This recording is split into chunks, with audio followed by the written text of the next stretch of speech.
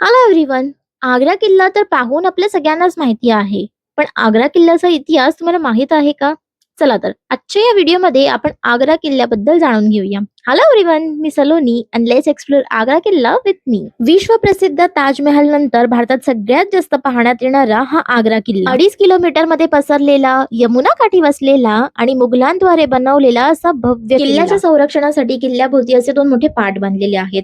वर्तुळाकार भागात पाणी साठवून मगर आणि सुसरी सोडल्या जायच्या आणि खूप सारी झाडे दिसत आहेत तिथे. अमर सिंग दरवाजा, या दरवाजाने आपण किल्ल्यामध्ये प्रवेश करतो. शहाजहानच्या शूर कमांडर पैकी एक अमर सिंग, ज्याच्यामुळे शहाजहानला बरीच युद्ध जिंकण्यात यश मिळाले. त्यानंतर येतो नौबतखाना. बादशहाचे किल्ल्यात आगमन होताच इथे नगाडे वाजवले जायचे. प्रवेश करताच समोरच आपल्याला मोठा रॅम्प आणि त्याच्या दोन बाजूला भिंती पाहायला मिळतील. बाहेरील संरक्षण पार करून जर कोणी शत्रू आत आलाच तर एका बाजूने गरम पाणी आणि दुसऱ्या बाजूने गरम तेल असे त्याच्यावर ओतले जायचे, ज्यामुळे त्याचा पाय निसटून तो खाली पडायचा आणि वरून पुन्हा त्याच्यावरती दगडांचा वर्षाव व्हायचा. समोर दिसणारे दिवाळ तिथे अकबरी महल होता, पण 1761 साली झालेल्या युद्धात तो नष्ट पावला.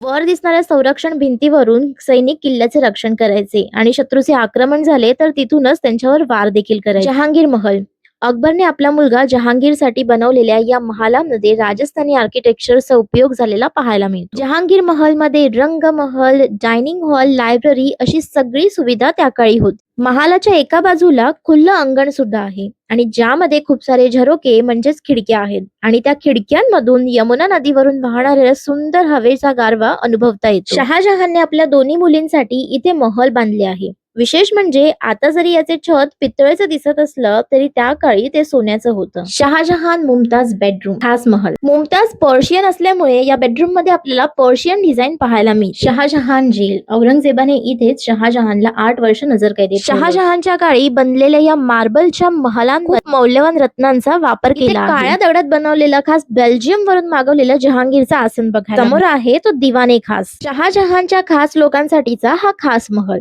मुघल राण्या बाहेर जाऊन खरेदी करू शकत नव्हत्या, म्हणून त्यांच्यासाठी इथेच मीना बाजार लावला जायचा. या बाजारामध्ये प्रेशियस जेम, स्टोन्स आणि इतर मौल्यवान वस्तू मिळाल्या. तळमजल्यावर मीना बाजार आणि पहिल्या माळ्यावर मुघल कार्यालय होते. दिवाने आम, सर्वसामान्य जनतेला आपल्या समस्या राजापुढे मांडता याव्या यासाठी बनवलेली ही खास व्यवस्था. मुघल राजधानीच्या याच किल्ल्यामध्ये छत्रपती शिवाजी महाराज आणि संभाजी महाराज यांना 3 महिने कैद करून ठेवले. महाराजांनी चपळाईने मिठाईच्या पेठाऱ्यांमध्ये बसून आपली सुटका केली. आग्रा किल्ल्याचं बांधकाम सन 1565 मध्ये सुरू होऊन 8 वर्षानंतर 1573 मध्ये पूर्ण झालं. त्यानंतर त्यांचे उत्तराधिकारी मुघल बादशाह यांनी इथे मेंटेनन्स आणि नवीनीकरणाचं काम केलं. हा किल्ला बांधण्यासाठी 4000 कारागीर आणि 35 लाख रुपये इतका खर्च झाला.